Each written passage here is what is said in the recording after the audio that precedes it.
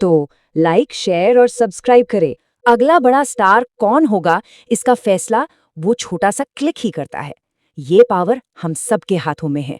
Vladimir Putin Bharat आए, खूब सुर्खियां बनी, लेकिन क्या ये सिर्फ हाथ मिलाने और फोटो खिंचवाने तक ही सीमित था, या पर्दे के पीछे कोई असली कहानी भी है? चलिए आज इसी की तह तक चलते हैं।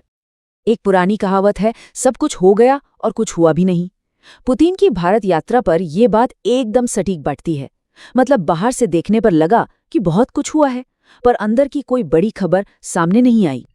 देखिए, मीडिया का ध्यान किन चीजों पर था? डिनर में क्या था, पुतिन किस गाड़ी में आए, प्रोटोकॉल कैसे टूटा, हाथ कैसे मिलाया गया। मतलब इन सारी चमक दमक के बीच जो असली काम था वो कहीं छिप सा गया।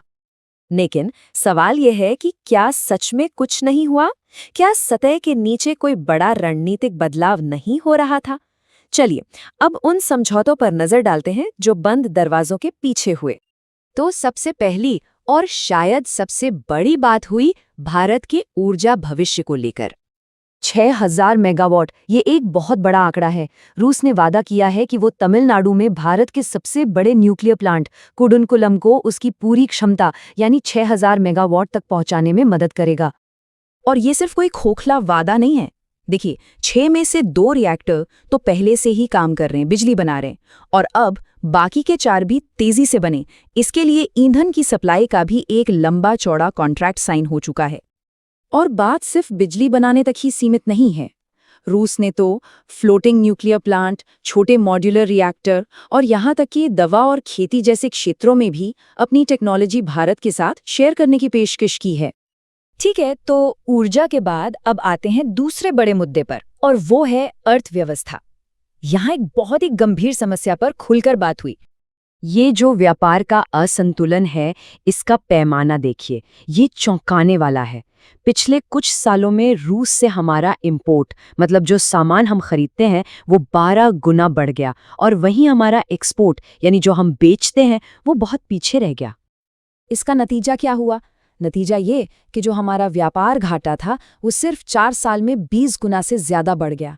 लेकिन अच्छी बात ये रही कि दोनों देशों ने इस बात को माना कि हाँ, ये एक समस्या है और इसे ठीक करना बहुत जरूरी है। और सिर्फ समस्या की बात नहीं हुई, उसका समाधान भी सामने रखा गया। रूस ने खुद 6 ऐसे एरिया बताए हैं जहां वो भारत से अपनी खरीद बढ़ाने को तैयार है। इसमें रोजमर्रा के सामान से लेकर दवाइयां और मशीन के पार्ट्स तक शामिल हैं। अब ये जो व्यापार को बैलेंस करने की कोशिश है, ये सिर्फ आंकड़ों का खेल नहीं है।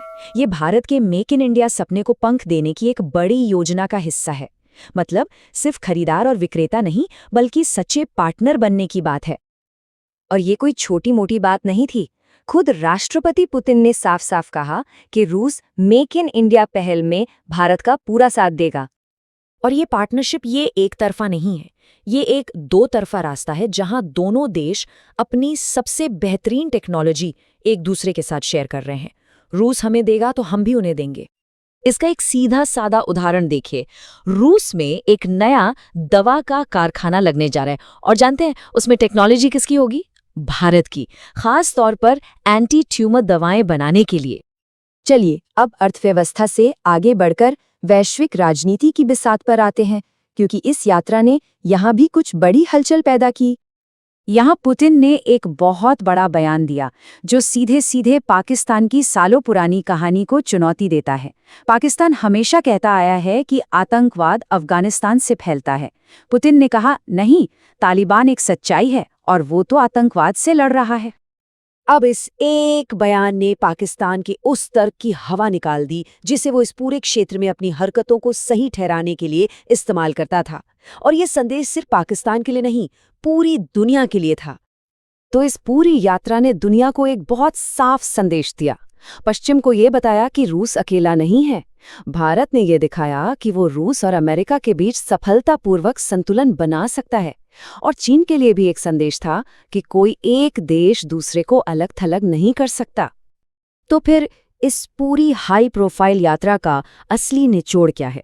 क्या ये सिर्फ एक दिखावा था या इससे कहीं ज्यादा कुछ था?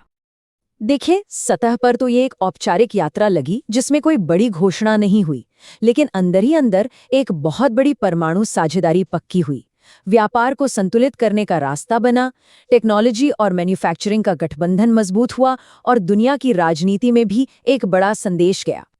तो असली ताकत किसी एक डील में नहीं थी, बल्कि कई अलग-अलग मोर्चों पर एक लंबी और गहरी दोस्ती की नींव को चुपचाप मजबूत करने में थी। और ये हमें एक बड़े सवाल पर सोचने के लिए छोड़ जाता है कि आज की कूटनीति में क्या शांत समझौते शोर शराबे वाली घोषणाओं से ज्यादा शक्तिशाली होते हैं?